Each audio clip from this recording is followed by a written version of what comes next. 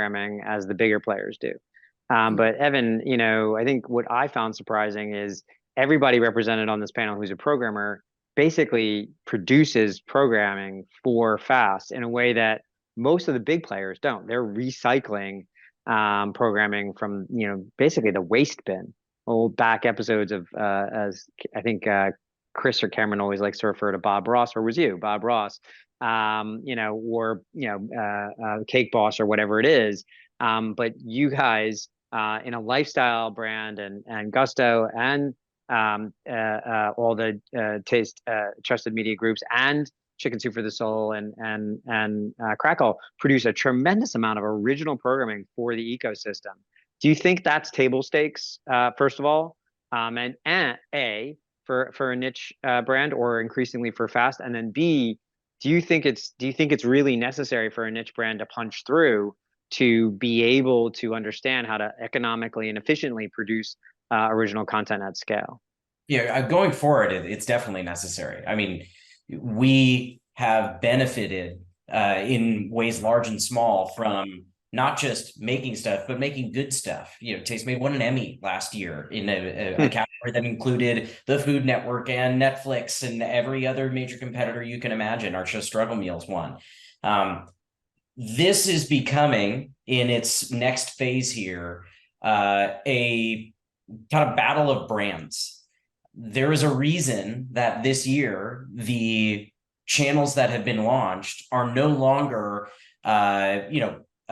people who are just seeking to extend their distribution. There's a reason that now the platforms, number one, are culling channels for the first time. And number two, the channels that they are adding are from recognizable IP. They're going to studios and saying, sure, we'll give you your 10 channels because we understand that this is going to realistically get somebody to click. The same thing will be true going forward now that we are no longer in an area of unmitigated expansion, right? Standing out is going to require original content. It's going to require giving audiences something that they can't get anywhere else. So Tastemade, we are a blend. We produce a lot of our shows. We also license a lot of our shows. We have preferred licensing arrangements and relationships with just about everybody in the marketplace. And typically when we produce a show, one of the reasons we do it is because we can't find it in the licensing world. And we still think that it speaks to our voice and the brand that we're trying to give to consumers. And so for that reason, we specifically make stuff to stick out. And going forward, I think that that's increasingly table stakes. The large media companies are at an advantage in that sense, because yes, you've heard of Westworld, and therefore it is probably likely that you're going to click on a Westworld focused single series channel as opposed to other things. Single series channels in general have somewhat of an advantage as a result of that. But I truly don't think that that is the long-term strategy, to your point. This model, though, is different. No longer are there sub fees to help us underwrite the making of that original content. And then on top of it, we're operating inside of an entertainment ecosystem that has spent the last however many years destroying a windowing model that really supported the creation of new content. The traditional studios, to your point, are now looking at Fast as a place where they can take something that they premiered in one place in a first window and made, the bulk of their revenues from it and get something ongoing from it. I think that's not really going to work in the long term. And the reason being, if you are at a major studio and you're sitting on a large content library, you are probably looking after this year at the rev share that you're getting from your 24/7 single series channel.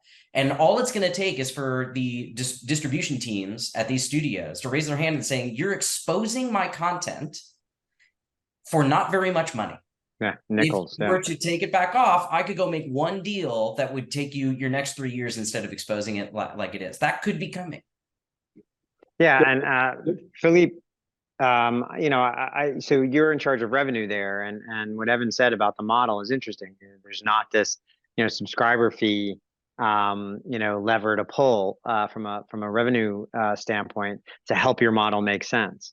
And so when you're out there in the marketplace, and as an independent, both as an aggregator independent, I would call Redbox an independent versus the Plutos, which is owned by Paramount, and Tubi, which is owned by Fox, et cetera, et cetera, et cetera. Freevee, which is owned by Amazon. but also as a programming independent as well. How do you compete? What is the differentiator when you're in with the agencies and the brands and the buyers? What is your competitive advantage? Because it isn't necessarily scale. What do you say? How do you represent the channels and the platform that you represent to differentiate and put some advantage in the marketplace? Yeah, I think there are two parts. One is, I mean, scale is important, right? And building scale is the problem of most independents, and that's why the ISA can help, because it pulls our interests together, and we can bring attention to our needs, and who knows, someday maybe we'll have better terms with platforms and being able to also capture more revenue. But it goes back to what is the offering to the consumer? What do we want to offer in terms of content? And as we've said, big companies don't create original programming, certainly not for FAST or for AVOD even. They just mine their library of content, and they risk spoiling, I think, what was exciting about FAST, as a platform, by just turning that into basically a list of shows, well-known TV shows. But I think, the way we've been trying to approach it, like I think several, and if not all of us on this, is working with brands to create content as well. And so I think we have a unique opportunity to meet with brands and clients and build content that is of quality, often content that deserves to be made, that is important to be made, especially because of the diversity of our audiences. And we can do that in a nimble enough way that we're able to balance, the other big issue besides scale, which is balancing cost and revenue, right? And the investment you're making to build your channels, because being 100% original programming, like maybe a Tastemade or Gusto TV, we are partially original programming, and some of it is licensed content. It's a delicate balance that you reach. So when we approach brands, we need to bring both the creativity and of the custom content creation, as well as the scale, and the scale will come from coming together, right, as independent streamers.